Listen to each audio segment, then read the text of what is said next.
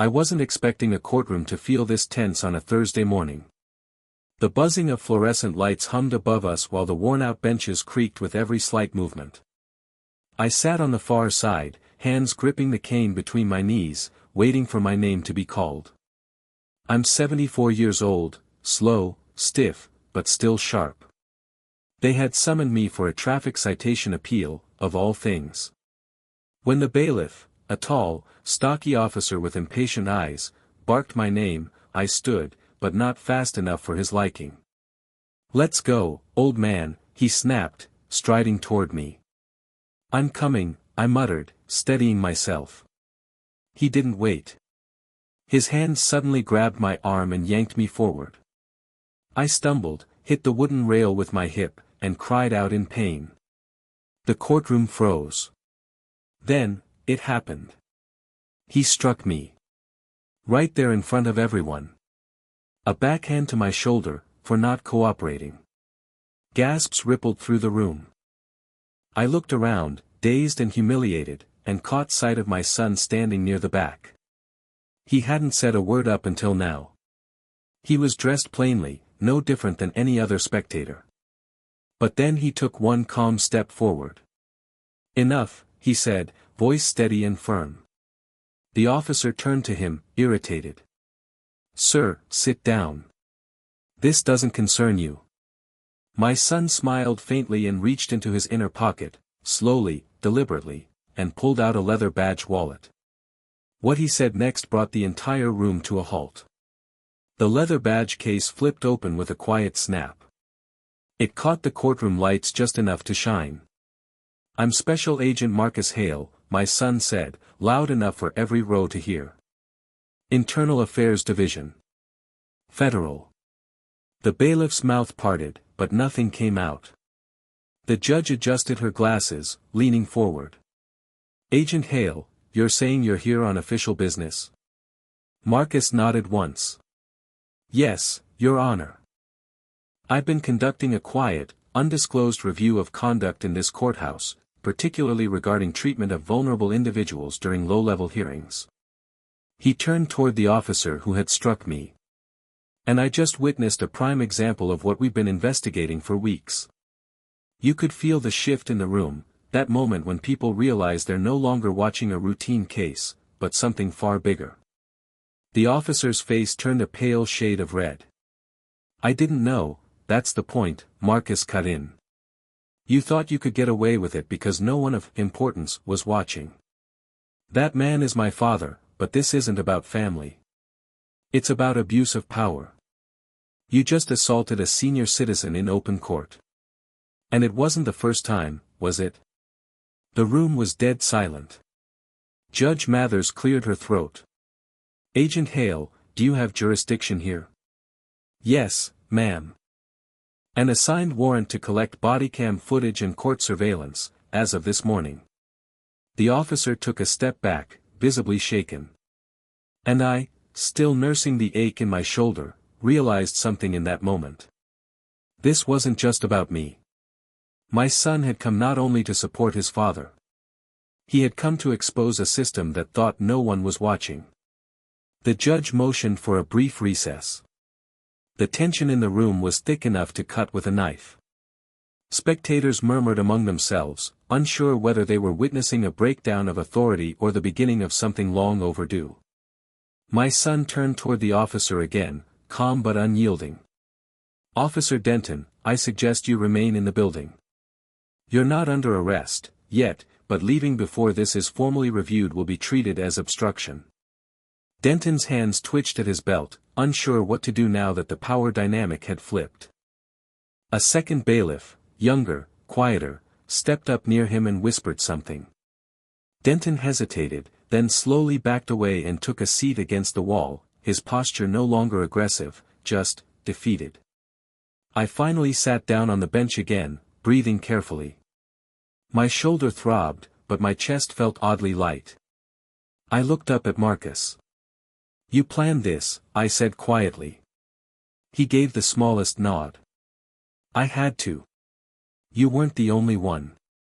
I've been gathering complaints from others who walked out of this courtroom bruised, belittled, and too scared to speak up. The judge returned after several minutes, flanked now by a court clerk and 2 deputy marshals. "Agent Hale," she said, "you have full cooperation from the bench. If there is evidence of systemic misconduct here, I want it addressed." Marcus nodded. "I appreciate that, Your Honor. I'll need the officer's body cam data, the courtroom security footage, and incident logs from the past 6 months." She gestured to the clerk. "You'll have access to everything." A murmur of approval moved through the spectators. And then the unexpected happened. An elderly woman, maybe in her 80s, stood slowly from the back. "That same officer shoved me 2 weeks ago," she said, voice cracking. "Told me if I couldn't move faster, I didn't belong in court." One by one, more stood. A middle-aged man. A young mother. An immigrant who barely spoke English. Each with a story. Each naming Officer Denton. And suddenly, my little case about a traffic violation wasn't little anymore. It started with a ripple. One voice, then another.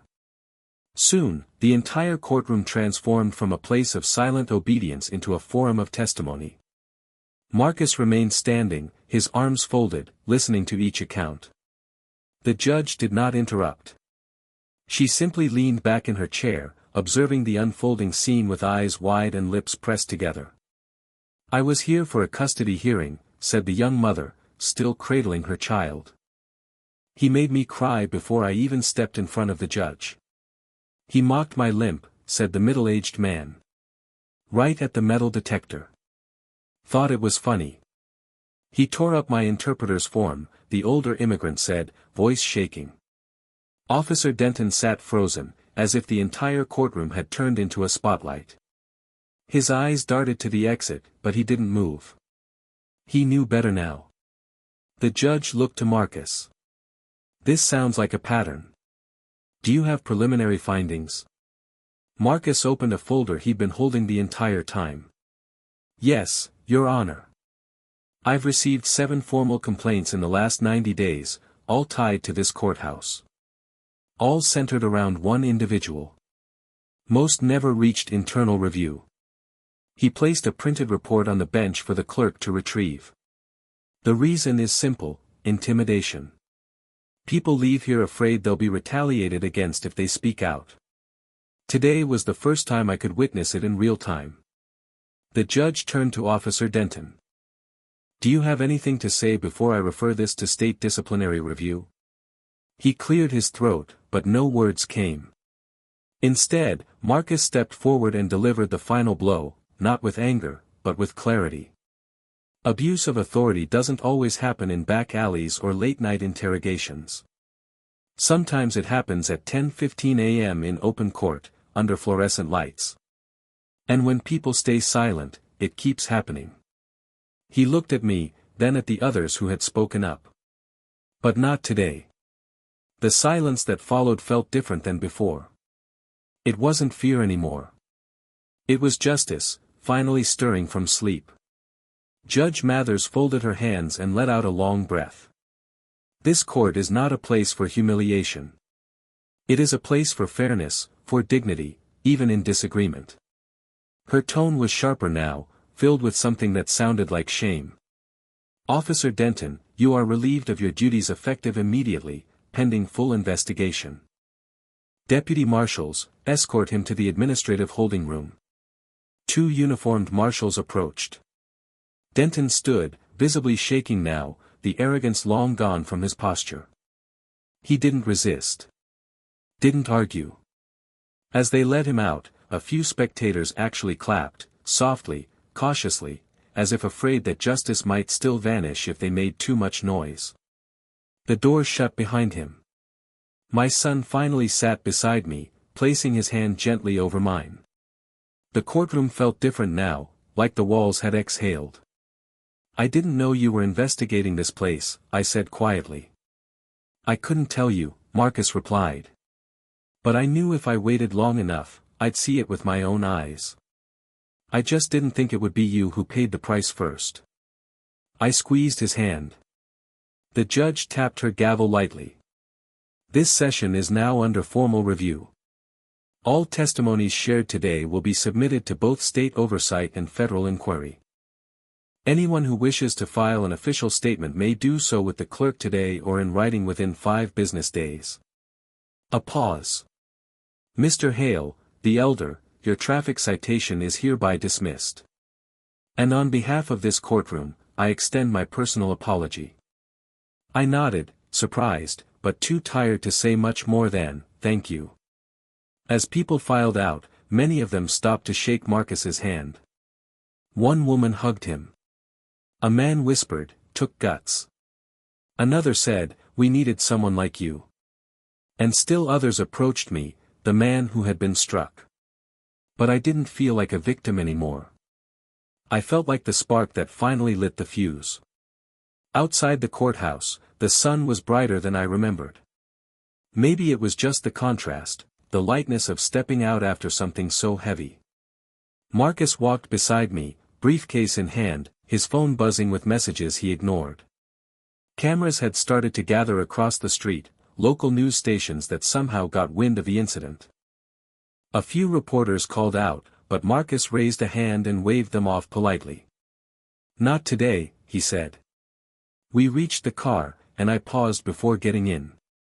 You think it'll change anything? I asked. He looked back at the courthouse doors, still swinging from the crowd exiting. I think it already has, he said. Even if just a little. People saw they could speak up and not be ignored. I nodded slowly. I've lived through enough to know most systems only change when someone from the inside pushes first. And today, he said, unlocking the car, that push came from a father too stubborn to be pushed around. We both chuckled, not because it was funny, but because it was the first time in hours we had a moment to breathe. As we drove off, my shoulder still aching and heart still pounding, I looked out the window and thought of the others who had spoken up. The quiet ones. The overlooked. The ones who finally realized they weren't alone. And behind us, Officer Denton sat in an interview room, no longer protected by his badge, no longer hidden behind routine. The courthouse might have returned to silence tomorrow. But today it had listened. And today, that was enough. By the end of the week, everything had changed. The court issued a public statement confirming the investigation. Officer Denton was officially suspended without pay, and the department's internal review board had launched an inquiry not just into his behavior, but into how complaints had been ignored for months. Local news ran the story non-stop. Not because of my name, but because of what it represented.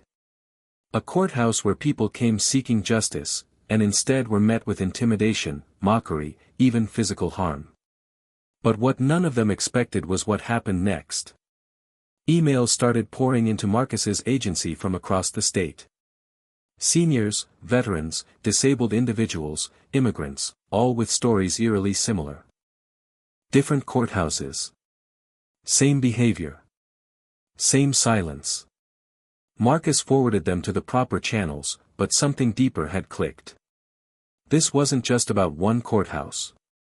It was bigger. It was a pattern no one wanted to acknowledge, until someone finally put a spotlight on it. And that someone was a son who refused to sit back and watch his father be humiliated. I still didn't like the attention, but Marcus reminded me of something that stuck. Some people get hurt in the dark, Dad. Others help turn the lights on. That's what we had done, even if it took a bruise and a badge to make it happen. And now that the lights were on, it was clear, they'd never be able to turn them off again. Within 2 weeks, hearings were being scheduled across multiple districts. Oversight committees, ones that had been dormant for years, were suddenly back in session. Judges, clerks, even other officers were called in to testify. The system had been cracked open. All because one incident, caught live in front of dozens, refused to be swept aside. And yet, the moment that stuck with me most wasn't in a courtroom or on a headline. It was in a grocery store.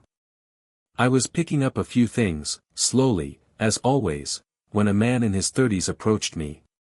I didn't recognize him at first, but he looked familiar. You probably don't remember me, he said, but I was there. In the courtroom. That day. I nodded gently, unsure what to say. My daughter was with me, he continued. She's 8. She saw everything. When we got home, she asked me, why did that man hit the grandpa? I didn't know what to say. He paused, eyes glassy. But then she said, at least his son stopped it. And I realized, maybe she saw something good, too. Maybe she learned that people can stand up, even when it's scary. I blinked away tears. That moment meant more than any official statement ever could. Because change doesn't start with the system. It starts with how people remember what happened.